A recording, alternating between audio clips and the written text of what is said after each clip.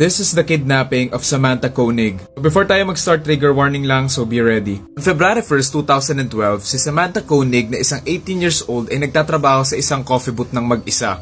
Nakita sa CCTV footage na meron dumating na isang lalaki at tinutukan siya nito ng barel. At yung lalaki na yun ay si Israel Keys na isang magnanakaw at serial killer. Inutusan siya ng lalaki na patayin yung ilaw at ilabas yung mga pera. Hindi pa nakontento doon si Israel at persahan niyang sinama si Samantha palabas. At ito na nga yung gabi na huli siyang nakita. For the next few weeks, nagkaroon na isang malaking investigasyon para hanapin yung suspect and mailigtas si Samantha. And then one day, nakareceive yung mga pulis ng isang picture. Ito na nga yung picture ni Samantha na meron siyang katabing latest na dyaryo kung saan meron ding nakasulat na may ransom for $30,000.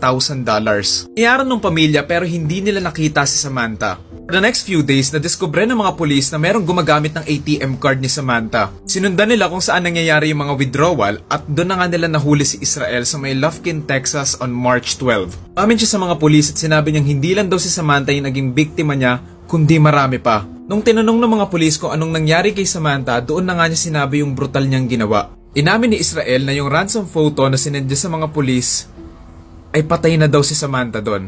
Gabing kinidnap niya si Samantha, dinala daw niya to sa may bahay niya kung saan doon niya ginawa yung mga brutal na krimen. Tinali and sexually assaulted her and doon na nga niya naisipang i-end yung buhay ni Samantha. At nung wala na nga buhay si Samantha, doon na nga siya nag-decide na dalhin yung bangkay doon sa may likod ng bahay sa may shed.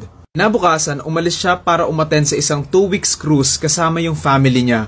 Uulitin ko, kasama niya yung pamilya niya the next day para magbakasyon after niyang may i-end na inosenteng buhay. And on February 24, pagka-uwi niya, doon na siya nag-decide na picturean si Samantha. Inuha niya yung bangkay ni Samantha, pinalitan yung damit, inayusan, minake-upan at tinahi niya yung mga mata nito para magmukhang buhay.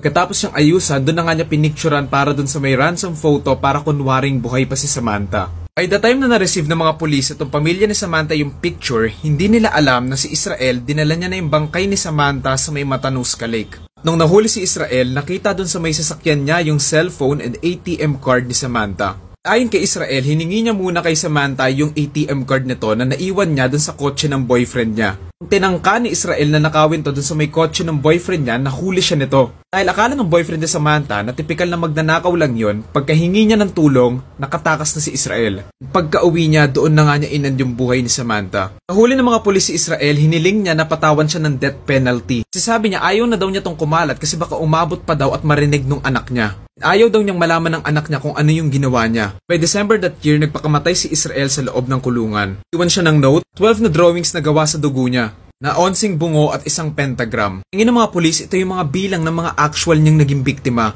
Pray kay Samantha Koenig at sa mga kapwa niya biktima and sana hindi na ito mangyari ulit.